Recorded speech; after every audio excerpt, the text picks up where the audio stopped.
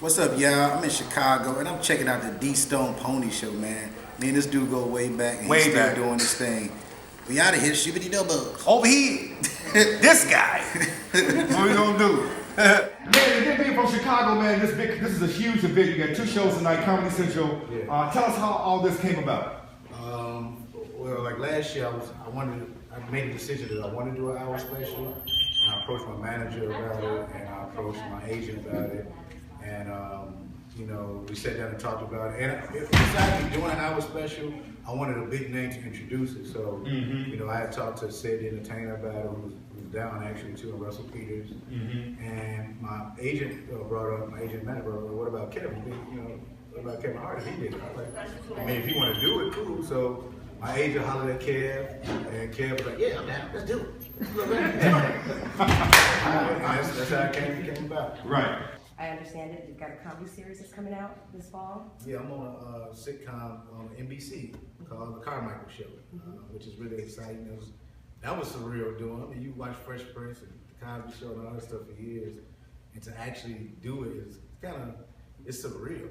You know what I mean? A studio audience, it's like it's a whole nother adrenaline rush when you got a studio audience laughing at it, because you don't even know they're gonna laugh. Like, oh, they did laugh at that.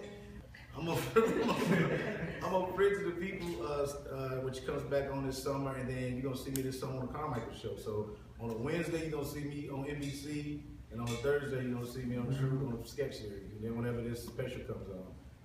The Carmichael Show, what is it? What kind of show is it going to be about? It's a sitcom. It's basically about a family just having a conversation. Like we're gonna put in this sitcom all the real conversations that's happening in the living room.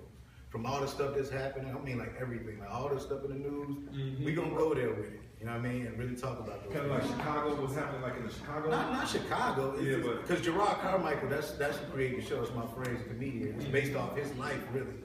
And it's just really just about an honest conversation. It's about not just, you know, some sitcoms just doing stuff in situations. Right. But ours is really gonna be about us, because black people are so funny, just sitting in the living room and talking about random stuff. So that's what we bring it to TV this fall, NBC. Lil Rel, how did you and Kevin actually become friends?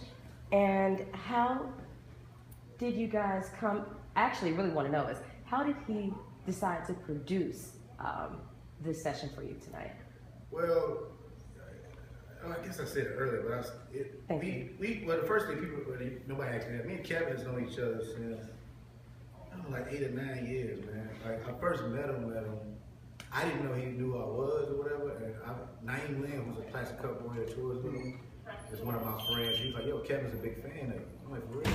And one day me and Kevin got on the phone or whatever, because I've always been a fan of Kevin, honestly. Like, his first half hour was like motivating to me, you know. And even when he was on Comedy View, he made me want to do comedy because he was so, people don't remember when Kevin was on Comedy View, he was like 20. The first time, like it was insane. Just look at him, you know. And you know, we became cool after that. Like we started seeing each other. I had a conversation, like right before he became this mega star, he knew it was gonna happen.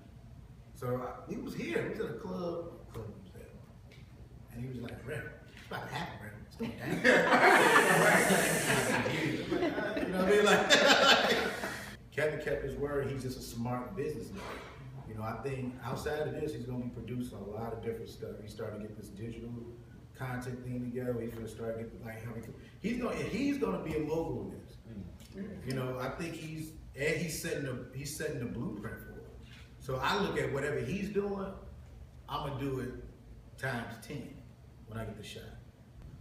So real, for all like the young homies that see him saying aspiring to be where you are, you know what I'm saying, who actually have the talent to do something, like what advice would you give them, you know what I'm saying, if they're just doing the comedy clubs, doing the jokes and those, but they trying to get to bigger things like TV and things like that? What would you say their next step should be to try to get like that next amount of, you know, success? The biggest thing is to be yourself. Start to figure out who you are. You know, I see a lot of comics do this all the time. They try to adjust, doing stuff to see what they think people want to hear, what they think this festival want to book, what they think this TV. Be who you are, yo. If you don't get picked being you, you just don't get picked. The best thing I could have ever did was when I made a decision to stop, like, when you do a lot of these festivals and stuff, and they have these people that come see you, they give you notes, and you know, they tell you they like you, they're like, well, you can change if you do it this way. and it can really mess you up if you listen to everything they say. So I've learned to just be like, oh, okay, and then do what I do. And like he told you that. See, I told you, like, you didn't. You told me to do.